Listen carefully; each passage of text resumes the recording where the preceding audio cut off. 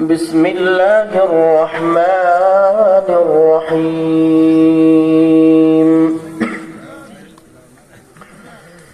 سبحان الذي أسرى بعبده ليلا من المسجد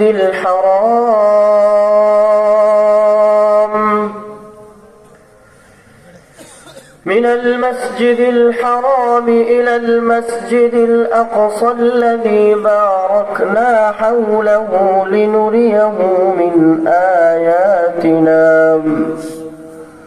إنه هو السميع البصير. وقال تعالى: قد أفلح المؤمنون الذين هم في صلاتهم خاشعون والذين هم عن اللغو معرضون. وقال تعالى: يا أيها الذين آمنوا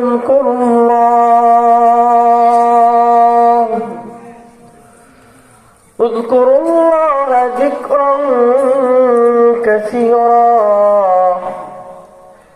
وسبحوه بكرة وأصيلا. وقال رسول الله صلى الله عليه وسلم: أكثروا من قول لا إله إلا الله. بارك الله لنا ولكم في القرآن العظيم ونفعنا وإياكم بالآيات والذكر الحكيم. এই দুনিয়ার মায়ায় পড়ে করছো কত বাহানা, এই যে নয় তোরা আসল বাড়ি, কবর যে তোরা আসল ঠিকানা। এই যে নয় তোরা আসল বাড়ি, কবর যে তোরা আসল ঠিকানা। এই দুনিয়ার মায়ায় পড়ে করছো কত বাহানা, এই যে নয় তোরা আসল বাড়ি, কবর যে তোরা আসল ঠিকানা। এই যে নয় তোরা আসল বাড়ি, কবর যে তোরা আসল ঠিকানা। কবর পথের যাত্রী তুমি,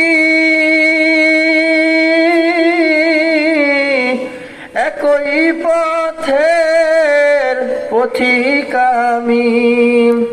কবর পথের যাত্রী তুমি, একই পথের পথিক আমি। আমি তুমি কেউ রব না, আমি তুমি কেউ রব না, দিতে হবে রওয়ানা। এই যে নয় তোরা আসল বাড়ি, কবর যে তোরা আসল ঠিকানা। এই যে নয় তোরা আসল বাড়ি, কবর যে তোরা আসল ঠিকানা। আর কত কাল দিবি ফাঁকি, বেশি দিন আর নেই যে বাকি। ঠিক কিনা বলেন? আর কত কাল দিবি ফাঁকি, বেশি দিন আর নেই যে বাকি। আজরাইল তোকে লইবে ডাকি, কবর তোকে লইবে ডাকি, ক্ষমা যে তোর করবে না। এই যে নয় তোরা আসল বাড়ি, কবর যে তোরা আসল ঠিকানা। এই যে নয় তোরা আসল বাড়ি, কবর যে তোরা আসল ঠিকানা। ওরে তুই এই দুনিয়ার মায়ায় পড়ে করছ কত বাহানা। এই যে নয় তোরা আসল বাড়ি, কবর যে তোরা আসল ঠিকানা। এই যে নয় তোরা আসল বাড়ি, কবর যে তোরা আসল ঠিকানা।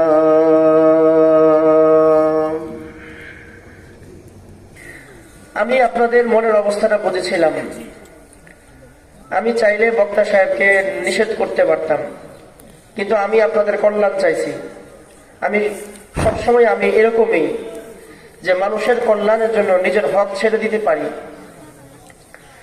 গতকালকে আমার যেখানে বয়ান ছিল সেখানেও আমি অনেক দেখলাম যে যখন শ্রোতারা খুব মনোযোগ সহকারে কথা শুনতেছে, আমি আমার সাথে বক্তাকে বলছি আপনি আরো 15 মিনিট 20 মিনিট বেশি বলেন, কারণ যেহেতু তারা শুনতে চাচ্ছে। আমি যেহেতু আমার নিজের হক ছাড়তে পারলাম, দ্বীনের জন্য ছাড়ছি, ইসলামের জন্য ছাড়ছি, কোরআনের জন্য ছেড়েছি, হাদিসের জন্য ছেড়েছি, আপনাদের কল্যাণের জন্য ছেড়েছি, আপনাদের মনোযোগের জন্য ছেড়েছি। কিন্তু আমি বসার পর কেন আপনারা চলে গেলেন? আমার ভালোবাসাটা কেন চলে গেল? হয়তো বা প্রয়োজনে অনেকে গিয়েছেন, আস্তে আস্তে সবাই আসবেন। দেখেন, ইসলাম একটা সুন্দর ধর্ম। এজন্য হুজুর বয়ান করতেছে, আমি ভাবলাম যে আপনারা যেটা শুনতেছেন শোনেন, আমার কম হোক। মুফতি বদলুর রহমান সাহেব ওখানে বসে উনি বলতেছে যে ঢাকা থেকে আসছে, ওনাকে আগে দিয়ে দেন। ওলামায়ে কেরাম সবসময় সমাজের জন্য নিজের হক ছেড়ে দেয়, ঠিক কিনা বলেন? আলেম সমাজ সবসময় সমাজের কল্যাণের জন্য নিজের হক ছাড়ে। আর কিছু কিছু স্বার্থলোভী মানুষ নিজের পকেট ভারী করার জন্য অন্যের স্বার্থকে হস্তক্ষেপ করে। জোরে বলেন ঠিক কিনা? আলেম সমাজ এই দেশের জন্য, এই রাষ্ট্রের জন্য কল্যাণকামী।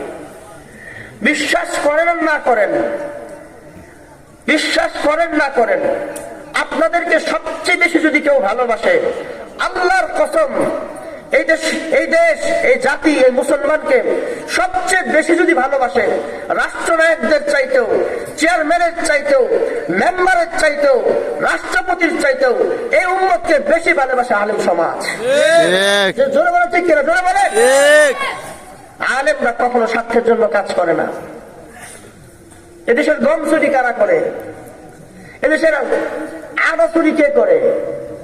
সার চুরি কারা করে? ক্ষমতার মধ্যে কারা বসে আছে? ওরাই করে, আলেম সমাজ করে না। আলেমদেরকে কেউ কেউ বলে এরা সমাজের বোঝা। জি না, সমাজের বোঝা আমরা কাঁধে নিয়ে চলি,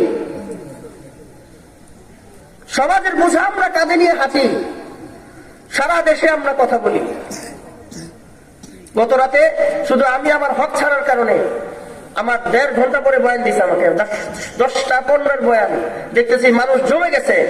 আমি 11:45 পড়ছি, ঢাকায় গিয়ে পড়ছি ফজরের নামাজের সময়।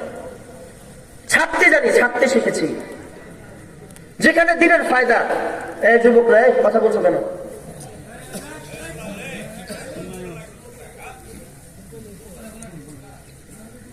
একটু যদি সময় দেন, ইনশাআল্লাহ আমি বুকে হাত দিয়ে বললাম আপনাদের কিছু ফায়দা হবে, কিছু শিখতে পারবেন ইনশাআল্লাহ। একদম চুপ থাকেন। মেহমানকে সম্মান করা সুন্নত। মেহমানকে সম্মান করা কি সুন্নত? কার আদর্শ? নবীর। জোরে বলেন, কার আদর্শ? নবীর। মুহাম্মদুর রাসূলুল্লাহ সাল্লাল্লাহু করেন না সবাই। একবার এই যে পড়লেন সাল্লাল্লাহু আলাইহি ওয়াসাল্লাম, পড়েন সবাই সাল্লাল্লাহু আলাইহি ওয়াসাল্লাম, আবার পড়েন সাল্লাল্লাহু আলাইহি ওয়াসাল্লাম, আবার পড়েন, সাল্লাল্লাহু পড়তে থাকেন। একবার দুরূদ শরীফ যদি কেউ পড়ে, এই যে পড়লাম সাল্লাল্লাহু আলাইহি ওয়াসাল্লাম, আল্লাহর রাসূল সাল্লাল্লাহু আলাইহি ওয়াসাল্লাম বলেন, আমার উপরে যদি কেউ একবার দুরূদ পড়ে, আল্লাহ তাআলা ওই বান্দার দিকে 10 বার মায়ার নজরে তাকায়। সুবহানাল্লাহ। চিন্তা করে দেখেন, যদি চেয়ারম্যান আমার দিকে নরম করে তাকায় আমি খুশি হয়ে যাই, যদি মেম্বার আমার দিকে মায়ার নজরে তাকায় আমি খুশি হই। শুধু মেম্বার নয়, চেম্বার নয়, এমপি নয়, মন্ত্রী নয়, কুলিল্লাহুম্মা মালিকাল মুলক, সারা দুনিয়ার সকল মুলকের বাদশা হলো আল্লাহ।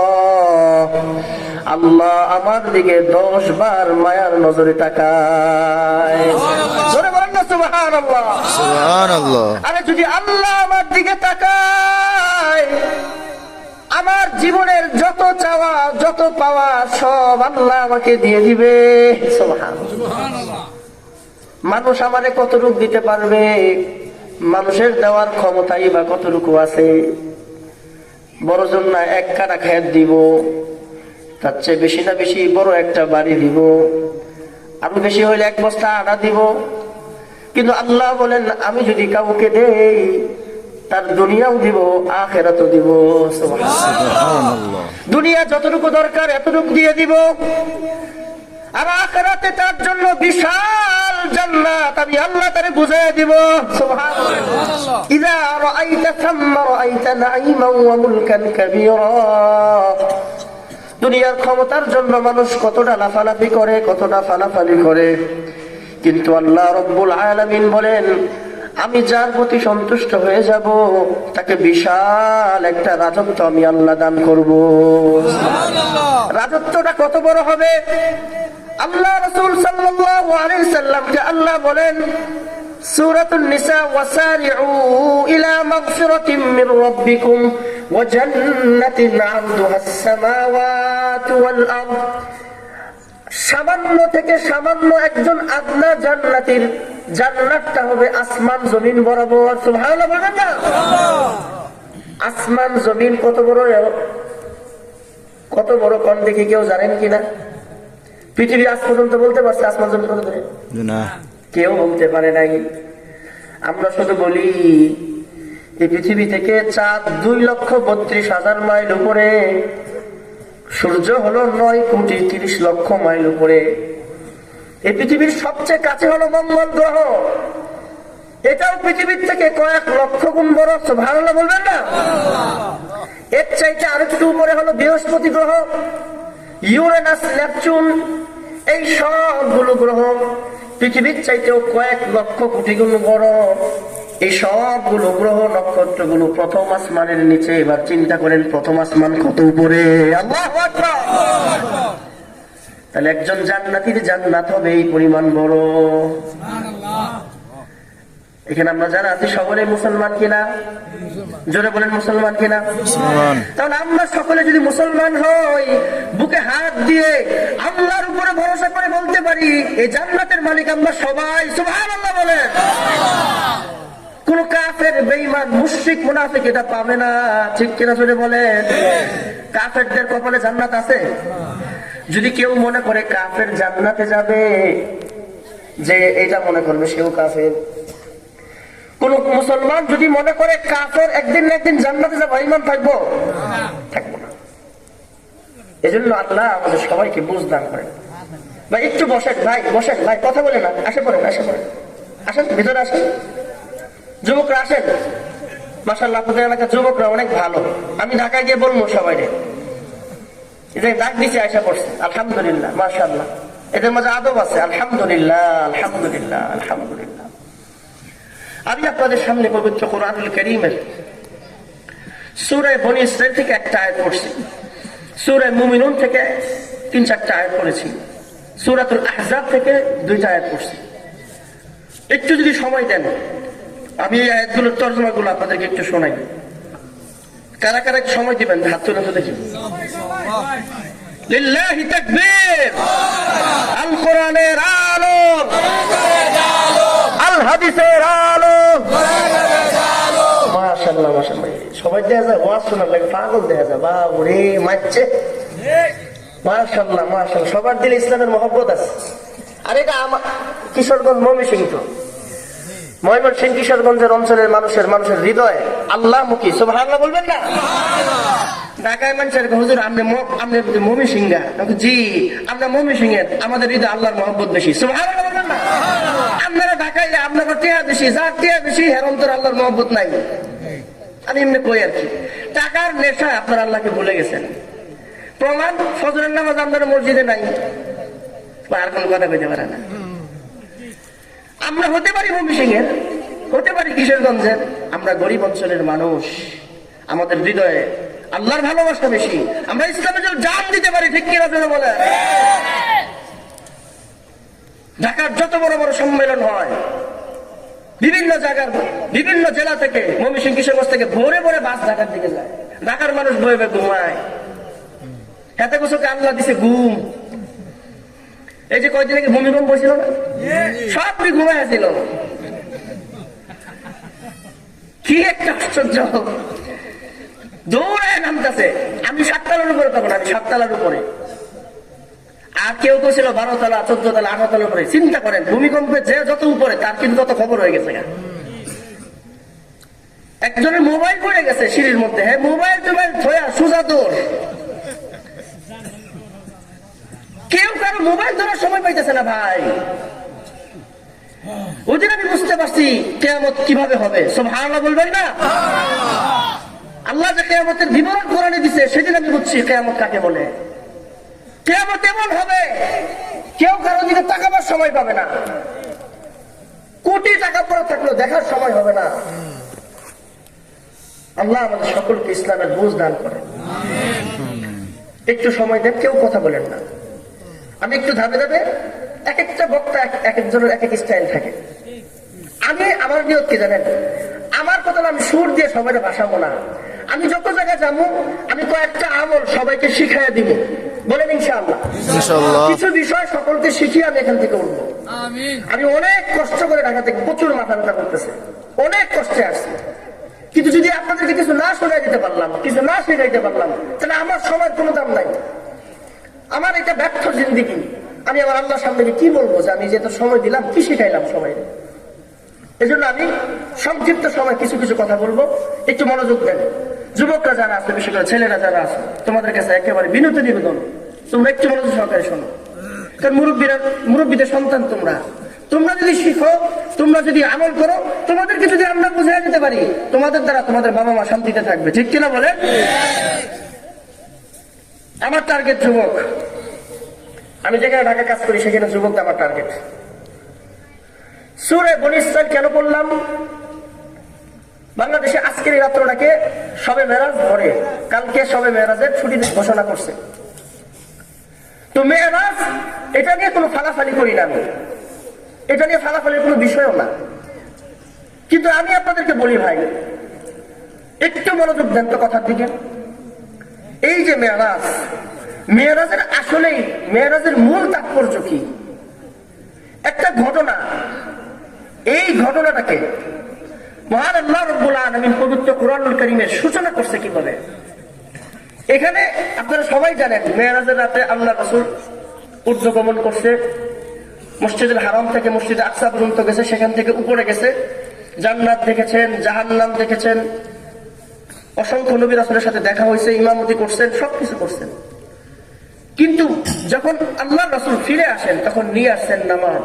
সুবহানাল্লাহ বলবেন না? মেরাজের মূল শিক্ষা হলো নামাজ। জোরে বলেন কি?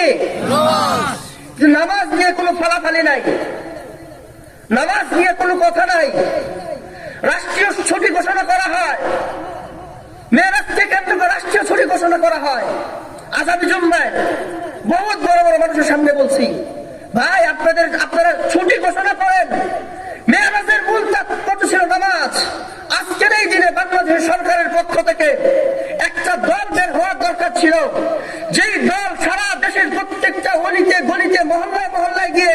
নামাজের লিস্ট তৈরি করা দরকার ছিল, ঠিক কিনা বলেন?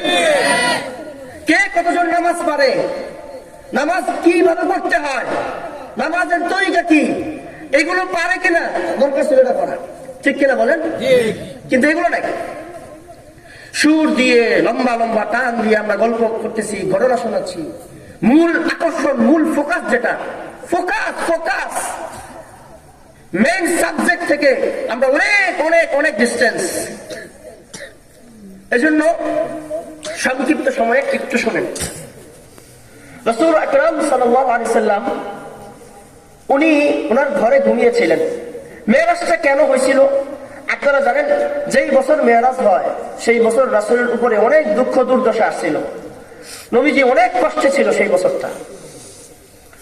আর এই ঘটনাটাকে মহান আল্লাহ রাব্বুল আলামিন সূরা বনী ইসরাঈলের প্রথম আয়াতে যে বিবরণ দিয়েছেন, ঘটনা শুরু করতে গিয়ে মহান আল্লাহ যে শব্দ ব্যবহার করছে সেটা হলো সুবহান। কি বলেন? আমরা যখন এই সমাজের মধ্যে কোনো আশ্চর্যজনক বিষয় দেখি, আশ্চর্যজনক বিষয় দেখলে আমরা কি পড়ি? সুবহানাল্লাহ করে, সুবহানাল্লাহ। আশ্চর্যজনক কিছু বিষয় দেখলে যেভাবে সুবহানাল্লাহ পড়ি, ঠিক তেমনি ভাবে মেরাজের ঘটনাটা পুরোটাই আশ্চর্যজনক। সুবহানাল্লাহ বলেন না? ব্যতিক্রম এক ঘটনা, নতুন এক ঘটনা, এক ঘটনার জন্ম দেওয়ার জন্য এই ঘটনার উপস্থাপন মহান রব শুরু করছেন সুবহান দিয়ে। সুবহানাল্লাহ।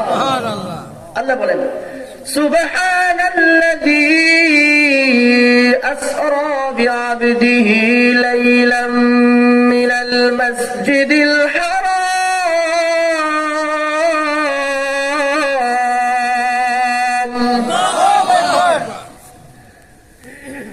আল্লাহ রাব্বুল আলামিন বলেন পবিত্র সেই মহান সত্তা, যেই সত্তা তার গোলামকে, তার গোলাম, খুব খেয়াল করেন এখানে মুহাম্মদ সাল্লাল্লাহু আলাইহি সাল্লামকে আল্লাহ গোলাম বলেছেন। কি বলেছেন? জোরে বলেন, একটু সাপোর্ট দেন। কি বলেছেন? গোলাম। এখানে বলে নাই সুবহানাল্লাযী আসরা বিরাসূলিহি বিনবিয়িহি বিহাবিবিহি, না বিআবদিহি। সুবহানাল্লাহ বলবেন না? আল্লাহর কাছে সবচেয়ে প্রিয় হলো আল্লাহ তার বান্দাকে গোলাম বলে ডাকতে পছন্দ করে। সুবহানাল্লাহ। তাহলে এই মুহূর্তে আমরা সকলে একসাথে একযোগে এক বাক্যে সমুচ্চারিত শব্দে বলি, আমরা সবাই কার গোলাম? সবাই কার গোলাম? এটা বলতে কোন লজ্জা আছে? কোন শরম আছে? নাই। আমরা সবাই কোন দুনিয়ার কোন এমপি মন্ত্রীর গোলাম না, কোন চেয়ারম্যানের গোলাম না, কোন মেম্বারের গোলাম না, আমরা সবাই কার গোলাম? আল্লাহর গোলাম। এটা বললে আল্লাহ অনেক খুশি হয়। সুবহানাল্লাহ বলবেন? আমি বারবার কেন সুবহানাল্লাহ পড়াচ্ছি এটা একটু পরে বুঝবেন, একটু পরেই বুঝতে পারবেন।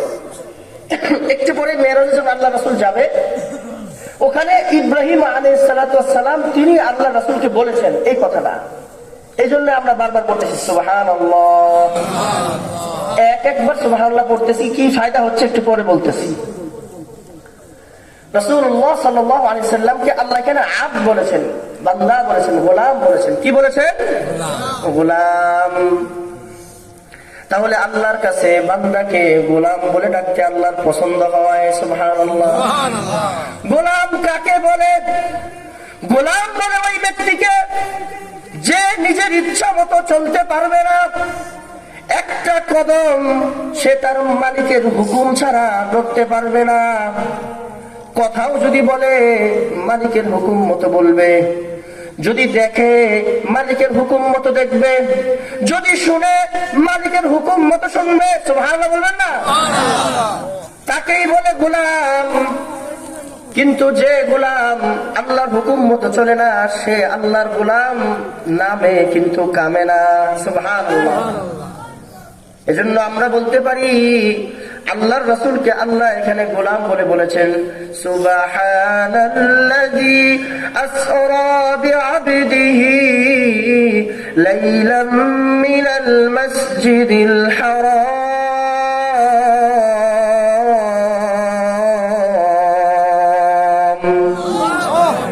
আল্লাহ রাব্বুল আলামিন এই জায়গায় মেরাজের কথা বলতে গিয়ে রাসূলুল্লাহ সাল্লাল্লাহু আলাইহি ওয়াসাল্লামকে বলেন, গোলাম, পবিত্র সেই মহান সত্তা যিনি তার গোলামকে কোন একটি রাতে মসজিদুল আকসা থেকে, মসজিদুল হারাম থেকে নিয়ে মসজিদুল আকসা পর্যন্ত রাতের বেলা ভ্রমণ করিয়েছেন। সুবহানাল্লাহ। তাহলে ওই দিন মেরাজের রাতের ঘটনাটা আল্লাহ তাআলা এই আয়াতের মধ্যে বলতেছেন, ওই যে রাত ইসরা, ইসরা বলেন, কি বলেন সবাই? ইসরা। মসজিদুল হারাম থেকে নিয়ে মসজিদুল আকসা পর্যন্ত এই সফরটাকে বলে ইসরা। এই সফরটাকে কি বলে? মুখস্থ করেন। আমি আবারও প্রশ্ন করতেছি, মসজিদুল হারাম থেকে নিয়ে মসজিদুল আকসা পর্যন্ত এই সফরটাকে কি বলে? কোরআনের ভাষায় কি বলে? ইসরা। ওই ইসরার ঘটনাটা কিভাবে হয়েছিল? বিস্ময়কর আশ্চর্যজনক ঘটনার সূচনা কিভাবে হয়েছিল শুনবেন? মনোযোগ আছে? লিল্লাহি তাকবীর, মাশাআল্লাহ। বিস্ময়কর ঘটনার জন্মটা হয়েছিল রাসূলুল্লাহ সাল্লাল্লাহু আলাইহি ওয়াসাল্লাম যেই বছরে মেরাজ ঘটে, ওই বছরে একই বছরে তার চাচা ইন্তেকাল করেন। যেই চাচা তাকে অনেক অনেক আদর করতেন, যেই চাচা রাসূলের জন্য নির্যাতন ভোগ করেছেন, যেই চাচা রাসূলের জন্য অনেক আক্রমণ সহ্য করেছেন, ওই চাচা তার সম্পদ নবীজির জন্য খরচ করেছেন, ওই চাচার ইন্তেকাল হয়ে গেল। অভিভাবক শূন্য হয়ে রাসূলের মন ভাঙ্গা ভাঙ্গা অবস্থা। ঠিক এই অবস্থার মধ্যেই আমারও জীবন সাথী, প্রিয়তমা স্ত্রী, একমাত্র জীবন সাথী খাদিজাতুল কুবরা রাদিয়াল্লাহু তাআলা আনহার ওই বছর ইন্তেকাল হয়। চিন্তা করে দেখুন, একজন মানুষ সে তার অভিভাবককে হারিয়ে ফেলল, সে তার স্ত্রীকে হারিয়ে ফেলল। হারিয়ে যাওয়ার পর যখন বিষণ্ণ অবস্থায়, এই মন খারাপ দেখে আল্লাহ তাআলার সহ্য হলো না। সুবহানাল্লাহ। আল্লাহ এবার জিবরাইলকে বলে, জিবরাইল, আমার নবীর, আমার বন্ধুর এই মনোমালিন্য চেহারাটা দেখতে আমার আর ভালো লাগতেছে না। সুবহানাল্লাহ। আমার রাসূলের এই বিষণ্ণ চেহারা দেখতে আমার আর ভালো লাগতেছে না, যাও দাওয়াত করে আমার কাছে নিয়ে আসো। সুবহানাল্লাহ। তাকে আর দুনিয়াতে রেখো না। সবচেয়ে প্রিয় জিনিসগুলো হারিয়েছে, এবার সবচেয়ে প্রিয় জিনিস আমি আল্লাহ তাকে উপহার দান করব। কি উপহার? আদম আলাইহিস সালাতু ওয়াস সালাম থেকে ঈসা আলাইহিস সালাতু ওয়াস সালাম পর্যন্ত এই পৃথিবীতে প্রায় যত নবী রাসূল এসেছেন, কাউকে যেই মর্যাদা আল্লাহ দেন নাই, ওই মর্যাদা দিয়ে আল্লাহ তাআলা তাকে রাজ মুকুট পরিয়ে দিবেন। যাও এবার নিয়ে আসো। রাসূলুল্লাহ সাল্লাল্লাহু আলাইহি সাল্লাম তার কান্নাতে ঘুমিয়ে আছেন। হঠাৎ করে জিবরাইল বললেন, ইয়া রাসূলুল্লাহ তাআল লিকাই রাব্বিক, ইয়া রাসূলুল্লাহ, আল্লাহ আমাকে আপনার কাছে পাঠিয়েছেন, আল্লাহ আপনার সাক্ষাতের অপেক্ষায় রয়েছে।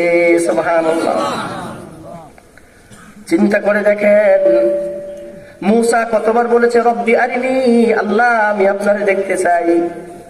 সব নবী রাসূল বলেছেন আমি আপনাকে দেখতে চাই। কত নবী রাসূল কান্না করেছেন, কারো তৌফিক হয় নাই।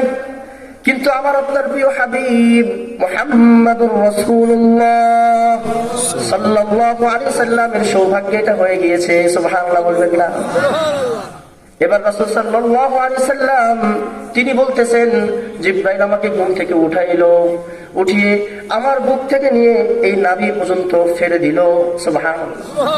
ভিতর থেকে নারী বুড়িগুলো বের করলো, জমজমের পানি দিয়ে আমার সবগুলো হাড়, নারী বুড়িগুলো, লিভার গুলো ধুয়ে মুছে পরিষ্কার করে সাফ করে এগুলো আমার ভিতরে দিয়ে সিঁড়ি করে দিল। সুবহানাল্লাহ। এখান থেকেই বিজ্ঞান হার্ট সার্জারি বের করেছে। সুবহানাল্লাহ বলবেন না? আজকে সারা দুনিয়াতে ডাক্তাররা হার্ট সার্জারি করে। ওপেন হার্ট সার্জারির গবেষণা হলো রাসূলের সিনা চাক। সুবহানাল্লাহ। আরেকটা তথ্য আমি আপনাদেরকে দেই, মুখস্থ করতে হবে। আমি বয়ানের শেষের দিকে প্রশ্ন করবো আপনাদেরকে। রাসূলুল্লাহ সাল্লাল্লাহু আলাইহি সাল্লাম তিনি বলতেছেন, একটা প্রশ্ন আপনাদের কাছে, জান্নাতের হাউজে কাউসারের পানির দাম বেশি না দুনিয়াতে জমজমের পানির দাম বেশি? হাউজে কাউসার হলো জান্নাতে, জমজমের পানি হলো জমিনে। কিন্তু না, উলামায়ে কেরাম বলেন হাউজে কাউসারের পানির চাইতেও জান্নাতের এই দুনিয়াতে জমজমের পানির দাম আল্লাহর কাছে বেশি। সুবহানাল্লাহ। কারণ পৃথিবীর সর্বশ্রেষ্ঠ মানুষ মুহাম্মদুর রাসূলুল্লাহ সাল্লাল্লাহু আলাইহি ওয়াসাল্লাম বলেন, সাল্লাল্লাহু আলাইহি ওয়াসাল্লাম, সারা দুনিয়ার সাইয়্যিদুল মুরসালিন, সাইয়্যিদুল আম্বিয়া, আল্লাহর পরে যার সম্মান, সেই মহান সম্মানী ব্যক্তির নারী বলিটা যেই পানি দিয়ে ধুয়েছে, এটা যদি দামি না হইতো তাহলে এটা দিয়ে ধোয়াইতো কিনা? যেহেতু হাউজে কাউসার দিয়ে ধোয়ায় নাই, ধুইছেন কি পানি দিয়ে বলেন? জমজমের পানি দিয়ে। এজন্য উলামায়ে কেরাম বলেন হাউজে কাউসারের পানির চাইতেও জমজমের পানির দাম আল্লাহর কাছে বেশি। সুবহানাল্লাহ। এবার রাসূলুল্লাহ সাল্লাল্লাহু আলাইহি সাল্লাম বলেন, আমার এই সার্জারির পর আমার সামনে একটা বোরাক উপস্থিত করা হলো।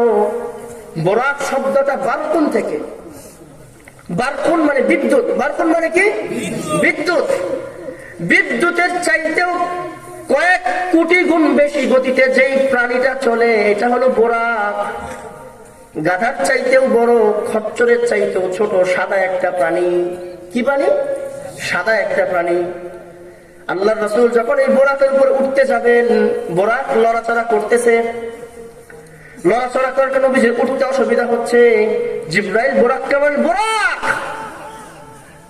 কেন লাগতেছে তুমি? আজকের এই দিনে তোমার উপরে যে উঠবে, আজকের এই দিনের আগে এবং কিয়ামত পর্যন্ত, আজকের দিনের পরে পৃথিবীতে তোমার পিঠে এর চাইতে, ওনার চাইতে দামি কোনো মানুষ আর পৃথিবীতে নাই, তোমার উপরে কেউ আর উঠবে না। সুবহানাল্লাহ। আজকে যে উঠবে তিনি সবচেয়ে দামি মানুষ, তিনি হলো হাবিবুর রহমান মুহাম্মদুর রাসূলুল্লাহ সাল্লাল্লাহু আলাইহি ওয়াসাল্লাম। কিতাবে লেখে এই ঘোষণার পর গাদার শরীরে কম্পন সৃষ্টি হয়ে গেছে। সুবহানাল্লাহ বলেন। বোরাক থরথর করে কাঁপা শুরু করছে, তার শরীর দিয়ে চিকন ঘাম বের হয়ে গেছে। সুবহানাল্লাহ। এবার শান্ত হয়ে বোরাক বসে গেল। বোরাক বসে যাওয়ার পর রাসূলুল্লাহ সাল্লাল্লাহু আলাইহি ওয়াসাল্লাম সেখানে উঠলেন। রাসূলুল্লাহ সাল্লাল্লাহু আলাইহি ওয়াসাল্লাম বোরাকের পিঠে আরোহণ করার পর বোরাক মসজিদুল হারাম থেকে মসজিদুল আকসা পর্যন্ত চলে গেলেন। ওইখানে আরেকটা এলাহি কাণ্ড ঘটে গেল। ওই মসজিদুল আকসার মধ্যে রাসূলুল্লাহ সাল্লাল্লাহু আলাইহি ওয়াসাল্লামকে স্বাগতম জানানোর জন্য, নবীজিকে সংবর্ধনা দেওয়ার জন্য আদম সফিউল্লাহ থেকে ঈসা রূহুল্লাহ পর্যন্ত সকল নবী রাসূলকে আল্লাহ তাআলা ওইখানে উপস্থিত করে ফেলছেন। সুবহানাল্লাহ। চিন্তা করেন সম্মান কাকে বলে, ইজ্জত কি জিনিস। মানুষকে উপস্থিত করেন নাই। এই পৃথিবীতে প্রত্যেকটা কওমের মধ্যে যেই মানুষটা সর্বশ্রেষ্ঠ নবী রাসূল, এরকম সকল নবী রাসূলকে আল্লাহ তাআলা তার নবীকে সংবর্ধনা দেওয়ার জন্য ওই মসজিদে উপস্থিত করছে। আল্লাহু আকবার বলেন না? কি দাম আমার নবী। আমরা সেই নবীর উম্মত, বলি আলহামদুলিল্লাহ। আরো জোরে বলি আলহামদুলিল্লাহ। আলহামদুলিল্লাহ। আমরা সেই নবীর উম্মত। আমরা গর্ব করি, আমরা গৌরব করি, করি কিনা বলেন? আমরা কার উম্মত বলেন না? বলেন না কার উম্মত? মুহাম্মদুর রাসূলুল্লাহ সাল্লাল্লাহু আলাইহি ওয়াসাল্লাম। এই নাম দেওয়ার সময় যেন চোখে পানি আসে, এই নাম দেওয়ার সময় হৃদয় যেন দরদ কাজ করে, নবীর নাম বলার সময় যেন অন্তরে ভালোবাসা কাজ করে। বলতে হবে মায়ার ভাবে মুহাম্মদুর রাসূলুল্লাহ সাল্লাল্লাহু আলাইহি ওয়াসাল্লাম। এবার উনি গেলেন ভিতরে। আদম আলাইহিস সালাতু ওয়াস সালাম মুহাম্মদ সাল্লাল্লাহু আলাইহি ওয়াসাল্লাম বলে, ইয়া বুনাইয়া, হে আমার ছেলে, যাও মুসল্লাতে চলে যাও। সুবহানাল্লাহ। মুসল্লা মানে নামাজের জায়গায় চলে যাও। রাসূল জিবরাইলের দিকে তাকাইলেন। জিবরাইল বলে, ইয়া রাসূলুল্লাহ, যান, আজকের এই দিনে আল্লাহ তাআলা আপনাকে এমন এক সৌভাগ্যের মুকুট পরাবেন যা আর কাউকে পরার নাই। সুবহানাল্লাহ। রাসূলুল্লাহ সাল্লাল্লাহু আলাইহি ওয়াসাল্লামের ইমামতিতে 2 রাকাত নফল নামাজ। কি নামাজ? 2 রাকাত নফল নামাজ। ওই দিন রাসূলের ইমামতিতে আদম থেকে নিয়ে শুরু করে ঈসা পর্যন্ত সকল নবী রাসূলদেরকে আল্লাহর রাসূলের পিছনে নামাজ পড়িয়ে আমার আপনার প্রিয় হাবিব মুহাম্মদুর রাসূলুল্লাহকে ইমামুল আম্বিয়া ওয়াল মুরসালিনের মুকুট আল্লাহ তাআলা পরাইয়া দিয়েছেন। সুবহানাল্লাহ।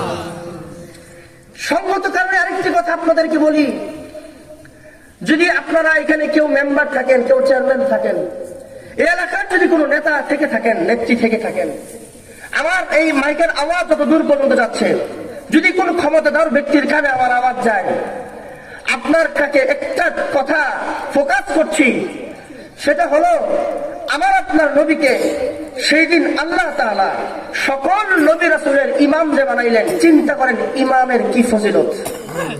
সুবহানাল্লাহ বলবেন না?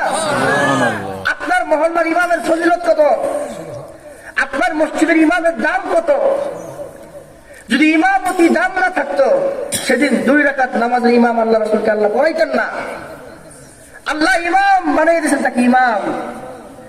দুর্ভাগ্য, কষ্ট, আফসোসের সাথে বলতে হয়, বাংলাদেশের 4.5 লক্ষ মসজিদের ইমামদেরকে রাষ্ট্রীয় ভাবে মূল্যায়ন করা হয় না। ঠিক কিনা বলেন? রাষ্ট্র মূল্যায়ন করে না, ইমামকে মনে করে চাকর, ইমামকে মনে করে গোলাম। আশ্চর্য, মুসলমান ভাইদের উপর কষ্ট লাগে মাঝে মাঝে। আমাদের জীবনে দেখছি অনেক, কয় সেকেন্ড দেরি করে আছে এটাও খেয়াল করে। নামাজ ধরেন 1:15-তে, 15 বাজার 20 সেকেন্ড আগে থেকে একবার ঘড়ির দিকে, একবার দরজার দিকে, একবার ঘড়ির দিকে, একবার দরজার দিকে, একবার ঘড়ির দিকে, একবার দরজার দিকে। যদি 20 সেকেন্ড দেরি করে আসে, তা চাকরি চলে যায়। এটা কি ইমামতি হইল? আপনি ইমামের দাম দিলেন তারে, তাতে আপনি চাকর মনে করলেন, গোলাম মনে করলেন। ইমাম আল্লাহর পক্ষ থেকে নির্ধারিত হয়। সুবহানাল্লাহ। প্রতিটা মহল্লার যে ইমাম, আল্লাহ তাকে আল্লাহর পক্ষ থেকে তাকে নির্ধারণ করেন। ধৈর্য আছে, কিছুক্ষণ শুনতে পারবেন তো? এই সবাই তো একসাথে বললেন না। আগাবো, কথা আগাবো, আরো জোরে আগাবো। এই হলো ইমাম। আশ্চর্য ভাই, ইমামদেরকে কেউ মূল্যায়ন করে না। সকালবেলা ফজরের পরে এই ইমাম আপনার সন্তানদেরকে মক্তব পড়ায়। রাতের গভীর অন্ধকারে হঠাৎ করে কেউ মরে গেলে আপনার বিশ্বাস আসে না, গেলে দৌড় দিয়ে আপনার ঘরে প্রথম ইমাম যায়। আমি দীর্ঘ 7 বছর ইমামতি করতেছি, আমি দক্ষ, যন্ত্রণা বুঝি। কুমিল্লা থেকে শুরু হয়েছে, 6 বছর ঘুরে আল্লাহ এখন রাজাদের ইমাম বানাই দিচ্ছে আমাদের। আল্লাহ ঘুরতেছি গ্রামে গ্রামে, আল্লাহ রাজার ইমাম বানাই দিচ্ছে। কত বড় বড় লোক এখন নামাজ পড়ে, ইচ্ছা মতো সবাই ধোলাই করি, বলিও আল্লাহ তাআলা বলার ক্ষেত্রে কোনো কমতি করি না। এই জন্য ভাই, ইমামকে ইমামের মর্যাদা দেন। আল্লাহর কসম করে বলছি, যদি কেউ আলেমকে মহব্বত করে, ইমামকে মহব্বত করে, আশা করা যায় তার সন্তান ভালো হবে ইনশাআল্লাহ, তার স্ত্রী ভালো হবে ইনশাআল্লাহ। আমার এই ছোট্ট জীবনে আমি অনেক অভিজ্ঞতা থেকে বলতেছি, যারা দেখছি আলেমের সাথে বেয়াদবি করে, যারা দেখছি ইমামকে কষ্ট দেয়, তার পরিবারে আল্লাহ আগুন লাগায় দেয়, আগুন লাগায় দেয়, আগুন লাগায় দেয়। আমি আবার দেখে বলতেছি, অনেক লোক দেখছি। আর যে যারা দেখছি ইমামের জন্য পাগল, আলেমের জন্য পাগল, তার সন্তানকে আল্লাহ কোনো না কোনো ভাবে ধাক্কায় ধাক্কায় হাফেজ আলেম বানায় দেয়। সুবহানাল্লাহ। আমি অভিজ্ঞতা থেকে বলছি ভাই। ছোটবেলা মায়ের খাইতাম, অনেক মারতো। হুজুরের মায়ের খাই, আব্বারে বিচার দিলে আব্বা আরো 2টা দিত। কি রে ভাই, মুসিবতিতে পড়লাম।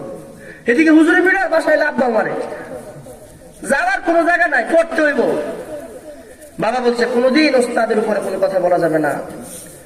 বাবার সেই কথা আজকে বুঝি, আজকে আল্লাহ কই থেকে কই আনছে। সুবহানাল্লাহ। কিন্তু আমার সাথে যারা করছে, অনেক দেখছি বড় লোক, গাড়ি দিয়ে আসতো খাবার দিতে, গাড়ি দিয়ে কৈতরের ভুনা, চড়ুই পাখির ভুনা, দেশি মুরগির ভুনা, প্রতি ওয়াক্তে ওয়াক্তে তার খাবার থাকতো। 21 পারা, 26 পারা, 27 পারার পর তার লেখাপড়া শেষ। একটা মাইক দিলে 14 জনে হুজুরে জিগাইতো, এই আমার ছেলে আপনি জানেন না, মাসেন কে আপনার টাকা খায়, আপনার কাছে নিচে পড়াইতে খালি পড়াইবেন, পড়লে পড়বো না পড়ে না, আমার পথ আমি বুঝবো। নাউযুবিল্লাহি মিন যালিক। উস্তাদের সাথে চাকরের মতো ব্যবহার করছে, 2 চোখে দেখেছি। ওরা শেষ হয়ে গেছে, সব নাই। আর তাদের সাথে অনেক জায়গা দেখা হয়, আর তাদের অবস্থান আর আমাদের মতো গরিবদের অবস্থান আসমান জমিন আল্লাহ পার্থক্য করে দিয়েছে। সুবহানাল্লাহ। এজন্য আলেমকে ইজ্জত দিব ভাই। আল্লাহ তার রাসূলকে প্রথম ইমাম বানাইছে। সুবহানাল্লাহ বলবেন না? এখনো আকাশে উঠান নাই, রাখছেন জমিনে, কিন্তু কি বানাই দিছে? ইমাম। ইমাম ইমাম ইমাম ইমামুল আম্বিয়া ওয়াল মুরসালিন। নিজের ঘরে ইমামকে মূল্যায়ন করুন। চেয়ারম্যানকে বলছি মূল্যায়ন করুন, মেম্বারকে বলছি মূল্যায়ন করুন। তাকে আদর করেন, আপনার জীবনটা আল্লাহ রঙিন করে দিবে, রঙিন। সুবহানাল্লাহ।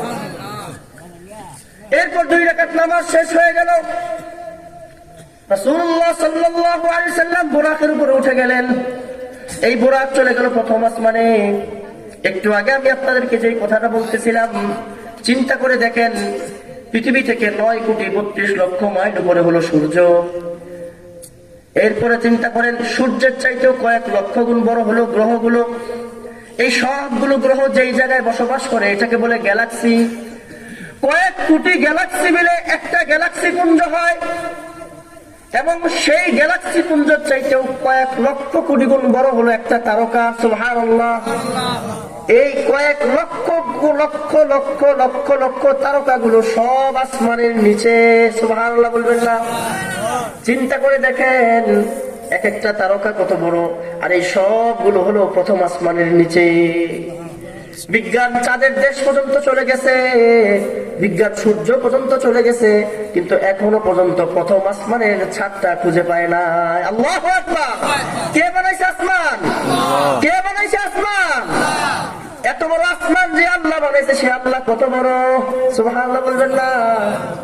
এবার প্রথম আসমান। এখন কথা সংক্ষেপ করে ফেলবো, আমরা আমলের দিকে চলে যাবো। গণনা শোনার দ্বারা কোনো ফায়দা নেই। আমি চাবো কয়েকটা আমল শিখবেন, তো কয়েকটা আমল, জীবনের গুরুত্বপূর্ণ কয়েকটা আমল আমি আপনাদের কাছে শিখে যাবো। যদি করতে পারেন 40 দিন, 2 মাস, 3 মাস, 4 মাস, 4 মাসের মধ্যে ইনশাআল্লাহ আপনি ফায়দা পাবেন। বলেন ইনশাআল্লাহ। যুবক যারা তোমাদেরকে বলছি, বলো ইনশাআল্লাহ। রাসূলুল্লাহ সাল্লাল্লাহু আলাইহি ওয়াসাল্লাম প্রথম আসমানে যখন জিবরাইল সাথে করে নিয়ে গেলেন, চিন্তা করে দেখেন, প্রথম আসমানের দরজার মধ্যে গিয়ে জিবরাইল ধাক্কা মারলেন। ধাক্কা মারার পর ভিতর থেকে জিজ্ঞেস করলো, মান আনতা, তুমি কে? জিবরাইল বলল, আনা জিবরাইল, আমি হলাম জিবরাইল। ওয়ামান মাক, তোমার সাথে কে? বলতে হাবিবুর রহমান, আল্লাহর হাবিব মুহাম্মদুর রাসূলুল্লাহ সাল্লাল্লাহু আলাইহি ওয়াসাল্লাম। সুবহানাল্লাহ বলবেন না? কেন আনছো? এখনো গেট খুলে না, আল্লাহ তাকে ডেকে পাঠাইছে। সুবহানাল্লাহ। এবার প্রথম আসমান খুলে গেল, গিয়ে দেখে আদম আলাইহিস সালাতু ওয়াস সালাম। সুবহানাল্লাহ। বাবাকে আল্লাহ দাঁড় করেছে ছেলেরে নেওয়ার জন্য। সুবহানাল্লাহ। বাপ ছেলেকে সম্বর্ধনা দিল, ইয়া বুনাইয়া লাম আরাকা মুযু মুদ্দাতিন তাওয়িলা, হে আমার সন্তান, তোমাকে কোনোদিন দেখি নাই, আজকের এই দিনে আল্লাহ তাআলা তোমাকে দেখার জন্য আমাকে সৌভাগ্য দিয়েছে। সুবহানাল্লাহ। আদম বুকে জড়িয়ে ধরে বরকতের দোয়া করলেন, রহমতের দোয়া করলেন, রহমত বরকতের দোয়া করলেন। রহমত বরকতের দোয়া করে বললেন, যাও উপরের দিকে চলে যাও, তোমাকে আল্লাহ আজকে যেই সৌভাগ্য দিয়েছে, আমি থেকে শুরু করে ঈসা পর্যন্ত কারো এই সৌভাগ্য হয় নাই। সুবহানাল্লাহ। আদম আলাইহিস সালাতু ওয়াস সালাম যখন এই কথা বললেন, একবার আদম আলাইহিস সালাতু ওয়াস সালাম ওনার ডান দিকে কিছু এবং বাম দিকে কিছু আছে। আদম যখন ডান দিকে তাকায় তখন হাসি দেয়, আর যখন বাম দিকে তাকায় তখন কেঁদে দেয়। আল্লাহ রাসূল জিজ্ঞেস করলেন, আদম এটা কি? জিবরাইলকে বললেন, জিবরাইল এটা কি? জিবরাইল বললেন, আদমের ডান দিকে যে রূহ এগুলো জান্নাতি রূহ, আর আদমের বাম দিকে যে রূহ এগুলো জাহান্নামের রূহ। এজন্য ডান দিকে তাকাইলে তিনি হেসে দেন, আর বাম দিকে তাকাইলে তিনি কান্না করেন। সুবহানাল্লাহ। আমরা সবাই একসাথে বলি, আল্লাহুম্মা আজিরনা মিনান নার। আল্লাহ আমাদের সকলকে জাহান্নাম থেকে বাঁচায়া দেন। আমিন বলেন। আল্লাহ আমাদের সকলকে জাহান্নাম থেকে বাঁচায়া দেন। আমিন। আল্লাহুম্মা আজিরনা মিনান নার। আল্লাহ আমাদের সবাইকে জাহান্নাম থেকে বাঁচায়া দেন, জাহান্নাম থেকে মুক্তি দিয়ে দেন। রাসূলুল্লাহ সাল্লাল্লাহু আলাইহি সাল্লাম বলেন, মান সাআলাল্লাহাল জান্নাতা সালাসা মাররাত, যেই ব্যক্তি 3 বার আল্লাহর কাছে জান্নাত চায়। কয়বার? 3 বার। কি চায়? কার কাছে? আল্লাহর কাছে। মান সাআলাল্লাহাল জান্নাতা সালাসা মাররাত, যে ব্যক্তি প্রতিদিন 3 বার, আমল শেখাচ্ছি, আল্লাহর কাছে জান্নাত চায়। ওয়া ক্বালা ফিল জান্নাহ, জান্নাত নিজে আল্লাহর কাছে দরখাস্ত করে, আল্লাহ আপনার গোলাম, আমি জান্নাতকে আপনার কাছে চাচ্ছে, আপনি দয়া করে আল্লাহুম্মা আদখিলহু, তাকে না জান্নাত দিয়ে দেন। সুবহানাল্লাহ, বলেন আল্লাহুম্মা ইন্না নাসআলুকাল জান্নাহ, আল্লাহুম্মা ইন্না নাসআলুকাল জান্নাহ, نسألك আল্লাহুম্মা ইন্না নাসআলুকাল জান্নাহ। আশা করতে পারি আমাদের সবার জন্য জান্নাত ওয়াজিব হয়ে গেছে। ওয়ামান সাআলাল্লাহান নার সালাসা মাররাত, যে ব্যক্তি প্রতিদিন 3 বার আল্লাহর কাছে জাহান্নাম থেকে মুক্তি চায়, বলেন আল্লাহুম্মা আজিরনি মিনান নার। আবার বলেন আল্লাহুম্মা আজিরনি মিনান নার, আল্লাহুম্মা আজিরনি মিনান নার। এই হাদিসে 3 বার রাসূল সাল্লাল্লাহু আলাইহি সাল্লাম মাগরিবের পরে এবং ফজরের পরে 7 বার পড়তেন। কয়বার? 7 বার করে তিনি পড়তেন আল্লাহুম্মা আজিরনি মিনান নার। আমাদের চূড়ান্ত সফলতা হলো জাহান্নাম থেকে মুক্তি দিয়ে যদি আমরা জান্নাতে যেতে পারি তাহলে আমরা সফল, ঠিক কিনা জোরে বলেন। এজন্যই রাসূল বলেন 3 বার যদি কেউ জাহান্নাম থেকে আল্লাহর কাছে মাফ চায়, জাহান্নাম নিজে আল্লাহর কাছে বলে আল্লাহ এই ব্যক্তি জাহান্নাম থেকে আপনার কাছে মুক্তি চাইতেছে, ওয়াকালা ফিন্নার আল্লাহুম্মা আজিরহু, আল্লাহ আপনি না তাকে জাহান্নাম থেকে মুক্তি দিয়ে দেন। সুবহানাল্লাহ। আদমের ডান দিকে কি ছিল? জান্নাতের রূহ, আর বাম দিকে কি ছিল? জাহান্নামের রূহ। আল্লাহ যেন আমাদেরকে ডান দিকে করে দেন, বাম দিক থেকে বাঁচায় দেন, বলেন আমিন। এরপর আদম আলাইহিস সালাম চলে গেলেন, ওনার সাথে বিদায় নিয়ে বরকতের দোয়া করে রাসূল চলে গেলেন দ্বিতীয় আসমানে। কোন আসমানে? ওখানে গিয়ে দেখা হলো ইয়াহইয়া আলাইহিস সালাম, ঈসা আলাইহিস সালাম, তাদের সাথেও দেখা হলো, কথা হলো, তারাও রহমত বরকতের দোয়া করে দিলেন।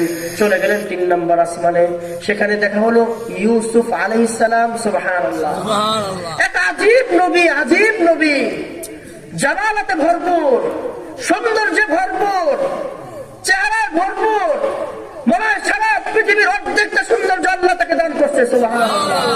আল্লাহ রাসূল বলছে, হে আমার সাহাবী, ইউসুফকে আল্লাহ জামানার অর্ধেক সৌন্দর্য আল্লাহ তাকে দান করছে। সুবহানাল্লাহ। কিন্তু ইউসুফের চরিত্র কি ছিল যুবকরা?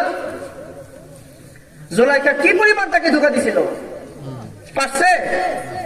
যুবক তোমরাও নিয়ত করো, আমরাও ইনশাআল্লাহ আমার চরিত্রকে হেফাজত করবো ইনশাআল্লাহ। বলো ইনশাআল্লাহ।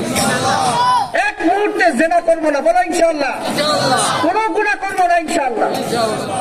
ইউসুফের মতো চরিত্র যদি হয়, আশা করা যায় আল্লাহ আমাদেরকে জান্নাত দিবে ইনশাআল্লাহ।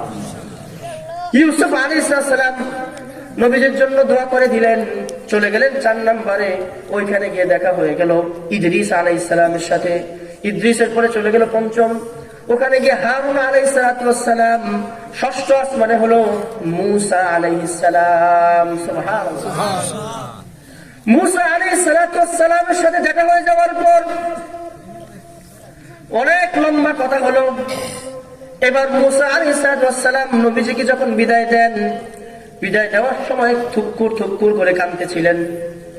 আল্লাহ রাসূল সাল্লাল্লাহু আলাইহি সাল্লাম যখন চলে আসলেন, তিনি যখন কাঁদতেছেন, জিবরাইল জিজ্ঞেস করলো কাঁদো কেন মূসা? মূসা আফসোস করে বলতেছে, এই বালক আমার পরে আসছে, মানে মুহাম্মদ সাল্লাল্লাহু আলাইহি সাল্লাম বলতেছে আমার এই ভাই দুনিয়াতে আসছে আমার পরে, কিন্তু তার উম্মত হবে আমি মূসার চাইতে অনেক বেশি। সুবহানাল্লাহ। তার উম্মত আমার উম্মতের চাইতে অনেক বেশি হবে। এই আফসোসে আমি কাঁদতেছি। কত সৌভাগ্যবান আমার ভাই, এই আফসোস করে করে তিনি কাঁদতেছেন। মুহাম্মদ সাল্লাল্লাহু আলাইহি সাল্লাম 6ষ্ঠ আসমান থেকে চলে গেলেন 7ম আসমানে। কোথায়? এবার দেখা হলো আমার আপনার প্রিয় নবী, আমাদের সকলের মুসলিম মিল্লাতের পিতা ইব্রাহিম আলাইহিস সালাতু ওয়াস সালাম। সুবহানাল্লাহ। ইব্রাহিমের এখন থেকে আমল শুরু হলো ভাই। ইব্রাহিম আলাইহিস সালাতু ওয়াস সালামের সাথে কথা হওয়ার পর আল্লাহ রাসূল যখন আরেকটু উপরে চলে গেলেন, খটখট খটখট করে একটা আওয়াজ পেল। কিছুক্ষণ উপরে যাওয়ার পর আল্লাহ তাআলা রাসূল মুহাম্মদ সাল্লাল্লাহু আলাইহি সাল্লামকে 50 ওয়াক্ত নামাজ দিয়ে দিলেন। কয় ওয়াক্ত? 50 ওয়াক্ত নামাজ দিয়ে দিলেন। 50 ওয়াক্ত নামাজ নিয়ে আসার সময় মুসা আলাইহিস সালামের সাথে দেখা হয়ে গেল। বারবার দেখা, বারবার কথা। মুসা বলল, আপনার উম্মত পারবে না, আমার উম্মত পারে নাই। আমার উম্মতের অবস্থা দেখে আমি এটা চিন্তা করতেছি, আপনার উম্মত পারবে না, যান কমান। কমাইতে কমাইতে কমাইতে 45 শেষ থাকলো কয় ওয়াক্ত? যালিকা লিতাবদীলা লিকালিমাতিল্লাহ। আল্লাহ তাআলা বলেন, আমার কালামের মধ্যে কোনো পরিবর্তন নাই। আমি 50 ওয়াক্তই যেহেতু দিয়েছিলাম, হে হাবিব, আপনার উম্মত যদি 5 ওয়াক্ত নামাজ ঠিকভাবে আদায় করে, আমি আল্লাহ তাআলা তাকে 50 ওয়াক্ত নামাজের নেকি দান করব। নামাজ, it's a very different, very difficult issue. মুসলিম মিল্লাতের 80% মুসলমান নামাজ ছেড়ে দিছে। এই ওয়াজ মাহফিল কোনো কাজে আসবে না যদি নামাজ না থাকে, ঠিক কিনা বলেন? সারা বছর যদি ওয়াজ হয় কোনো লাভ হবে না যদি নামাজ না থাকে। এবার আমার শেষ কথা, যুবক তোমাকেই বলছি, শোনো। মুহাম্মদ সাল্লাল্লাহু আলাইহি সাল্লামকে আল্লাহ তাআলা এই নামাজটা দেওয়ার জন্য কত আয়োজন করছে, এবার তুমি চিন্তা করো। সুবহানাল্লাহ বলবো না? একটা রাতে কি না কি ঘটাইছে চিন্তা করো। রাতে ঘুম থেকে উঠাইয়া বুরাক পড়াইছে, নামাজ দেওয়ার আগে আল্লাহ রাসূলকে ইমাম বানাইছে। এই পৃথিবী থেকে কত উপরে আল্লাহ রাসূলকে দিয়েছে হিসাব নাই। সর্বোচ্চ শিখরে উঠিয়ে আল্লাহ তোমাকে আমাকে মহব্বত করে দিছে নামাজ। সুবহানাল্লাহ। যদি পড়ো নামাজ, যদি দাও সেজদা, তুমি যদি সেজদা করো, আল্লাহর কসম তোমার জীবনের সকল সমস্যা আল্লাহ সমাধান করে দিবে। মুরব্বীরা পড়েন নামাজ, দাড়িওয়ালা ভাই পড়ো নামাজ, দাড়িবিহীন যুবক তুমিও পড়ো নামাজ। আল্লাহর কসম, আল্লাহর কসম, আল্লাহর কসম, তোমার নামাজ তোমাকে আল্লাহর ওলি বানায় দিবে। চাকরি নাই, পড়ো নামাজ। ব্যবসা বন্ধ, পড়ো নামাজ। ছেলে খারাপ, পড়ো নামাজ। স্ত্রী খারাপ, পড়ো নামাজ। স্বামী বেদিন, পড়ো নামাজ। মা বোন আপনার ছেলে মেয়ে খারাপ, পড়েন নামাজ। বোন আপনার অসুস্থ, পড়েন নামাজ। বোন আপনার রোগে রোগে ভরা, আপনার শরীরে অনেক রোগ, পড়েন নামাজ। ইনশাআল্লাহ নামাজের বরকতে আল্লাহ আপনাকে সমস্যা সমাধান করে দিবে। সুবহানাল্লাহ। মুক্তির একমাত্র উপায় নামাজ, সফলতার একমাত্র উপায় নামাজ। যদি পড়েন নামাজ, ইনশাআল্লাহ জীবনে কোনো সমস্যা থাকবে না। যদি নামাজের মতো নামাজ হয়। আসসালাতু মি'রাজুল মুমিনিন। নামাজ হলো আল্লাহর সাথে বান্দার সাক্ষাৎ। বাহ্যিক নজরে দেখি বান্দা সেজদা করে জমিনে, কিন্তু না, বান্দার সেজদার কপালটা পড়ে আল্লাহর কদমের মধ্যে। সুবহানাল্লাহ।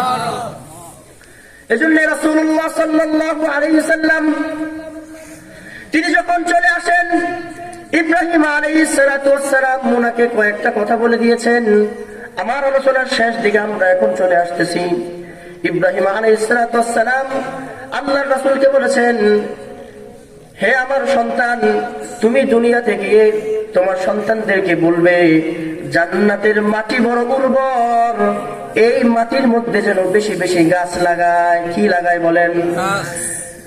এবার আল্লাহর রাসূল তাকে জিজ্ঞেস করলেন, হে আমার বাবা, আমার সন্তানরা কিভাবে জান্নাতে গাছ লাগাবে? তখন ইব্রাহিম আলাইহিস সালাতু ওয়াস সালাম শিখিয়ে দিলেন, সুবহানাল্লাহ, আলহামদুলিল্লাহ, লা ইলাহা ইল্লাল্লাহ, পড়ে আল্লাহু আকবার, আল্লাহু আকবার, আল্লাহু আকবার। একটু জিকির করেন, লা ইলাহা ইল্লাল্লাহ, লা ইলাহা ইল্লাল্লাহ, লা ইলাহা ইল্লাল্লাহ, লা ইলাহা ইল্লাল্লাহ, সুবহানাল্লাহ। পড়েন সকলেই, সুবহানাল্লাহ, সুবহানাল্লাহ, সুবহানাল্লাহ, সুবহানাল্লাহ, সুবহানাল্লাহ। জোরে বলেন। রাসূলুল্লাহ সাল্লাল্লাহু আলাইহি সাল্লাম বলেন, একবার যদি কেউ সুবহানাল্লাহ পড়ে, আসমান জমিনের মাঝখানে পুরো জায়গাটা আল্লাহ নেকি দিয়ে ভরে দেয়। সুবহানাল্লাহ। আরেকটা কথা আমি আপনাদেরকে বলি, আজকে কয় তারিখ বলেন? বলেন দেখি। 16 তারিখ। 16 তারিখ শেষ, 17 তারিখ শুরু হয়ে গেল। আল্লাহর রাসূল বলেন কেউ যদি একবার সুবহানাল্লাহ পড়েন সুবহানাল্লাহ। জান্নাতে আল্লাহ তাআলা একটা গাছ তার জন্য লাগায় দেন। এবার দেখেন আল্লাহর রাসূল বলেন ওই গাছের মধ্যে তার নাম দেওয়া থাকবে। সুবহানাল্লাহ বলবেন না? 2026 সালের 17 জানুয়ারি রাত 12টা 19 মিনিট 19 সেকেন্ডের মধ্যে আমি বললাম সুবহানাল্লাহ পড়েন। এবার জান্নাতের গাছের মধ্যে লেওয়াতে লেখা থাকবে 2026 সালের 17 জানুয়ারি রাত 12টা 19 মিনিট 20 সেকেন্ডে আব্দুল্লাহর ছেলে মুহাম্মাদের একবার সুবহানাল্লাহর বিনিময়ে গাছ সুবহানাল্লাহ। গাছের ছায়াটা হবে 500 বছরের রাস্তা। সুবহানাল্লাহ বলবেন? দুনিয়ার 500 বছর না, আখিরাতের 500 বছর। আখিরাতের একদিন, দুনিয়ার 50,000 বছর। পড়েন না সুবহানাল্লাহ সুবহানাল্লাহ সুবহানাল্লাহ। পড়বো তো ইনশাআল্লাহ? ইনশাআল্লাহ। আল্লাহ বেশি বেশি জিকির করার তৌফিক দান করেন। পড়েন আলহামদুলিল্লাহ আলহামদুলিল্লাহ আলহামদুলিল্লাহ। রাসূলুল্লাহ সাল্লাল্লাহু আলাইহি সাল্লাম বলেন এই আলহামদুলিল্লাহ হলো আল্লাহর শুকর আদায় করা। কি করা? কার শুকর আদায় করা? কার? জোরে বলেন। বলেন আলহামদুলিল্লাহ। প্রত্যেকটা নিয়ামতের উপরে পড়বো আলহামদুলিল্লাহ। আল্লাহ চোখ দিয়েছেন সুস্থ, বলেন না আলহামদুলিল্লাহ। কান এখনো সুস্থ, আলহামদুলিল্লাহ। জবান এখনো সুস্থ, আলহামদুলিল্লাহ। প্রস্রাব এখনো হচ্ছে, আলহামদুলিল্লাহ। এখনো পায়খানা ক্লিয়ার, এখনো ঘুম হচ্ছে, এখনো খাবার হজম হচ্ছে, এখনো কিডনি সুস্থ, বলেন আলহামদুলিল্লাহ। যুবক তোমার ব্রেইন ভালো, তুমি লেখাপড়া করতে পারো, পড়ো আলহামদুলিল্লাহ। একটা মূর্খ ছাত্র জানে লেখাপড়া না পারলে কি পরিমাণ বেইজ্জতি, এজন্য পড়ে আলহামদুলিল্লাহ। রাসূল বলেন যদি কেউ পড়ে আলহামদুলিল্লাহ, কিয়ামতের দিন কঠিন মুসিবতের সময় আল্লাহ রাব্বুল আলামিন তার ডান হাতে আমলনামা দিয়ে মিজানের পাল্লাটা ভার করে দিবে। বলেন আলহামদুলিল্লাহ। 100 বার করে প্রতিদিন পড়ার চেষ্টা করব। সুবহানাল্লাহ 100 বার, আলহামদুলিল্লাহ 100 বার। এরপরে লা ইলাহা ইল্লাল্লাহ পড়েন ভাই। লা ইলাহা ইল্লাল্লাহ লা ইলাহা ইল্লাল্লাহ। قال رسول الله صلى الله عليه وسلم من قال لا إله إلا الله 100 مرة لم يبعث الله يوم القيامة। এটা পড়ার চেষ্টা করবেন সকলেই। রাসূল বলেন প্রতিদিন যদি কেউ 100 বার, কতবার? জোরে বলবে কতবার? পড়তে সময় লাগবে 5 মিনিটের মতো। রাসূল বলেন প্রতিদিন যদি কেউ পড়ে 100 বার লা ইলাহা ইল্লাল্লাহ, হাসরের মাঠে আল্লাহ রাব্বুল আলামিন কোটি মানুষের ভিড়ে তার চেহারাটাকে করে দিবে পূর্ণিমার চাঁদের মতো আলোকিত। এত আস্তে সুবহানাল্লাহ বললেন? পূর্ণিমার চাঁদের মতো আলোকিত করে দিবে আল্লাহ। বলেন লা ইলাহা ইল্লাল্লাহ। এরপরে আল্লাহু আকবার।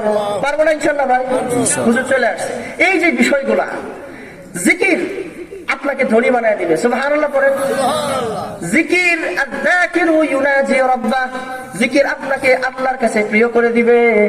জিকির আপনার হৃদয়কে প্রশান্তি করে দিবে। আপনার আল্লাহর বেশি বেশি জিকির গুলো আপনাকে ধনী বানায় দিবে। আপনার সকল সমস্যাগুলো সমাধান হবে। ছেলে খারাপ, বেশি বেশি জিকির। মেয়ে খারাপ, বেশি বেশি জিকির। স্ত্রী খারাপ, বেশি বেশি জিকির।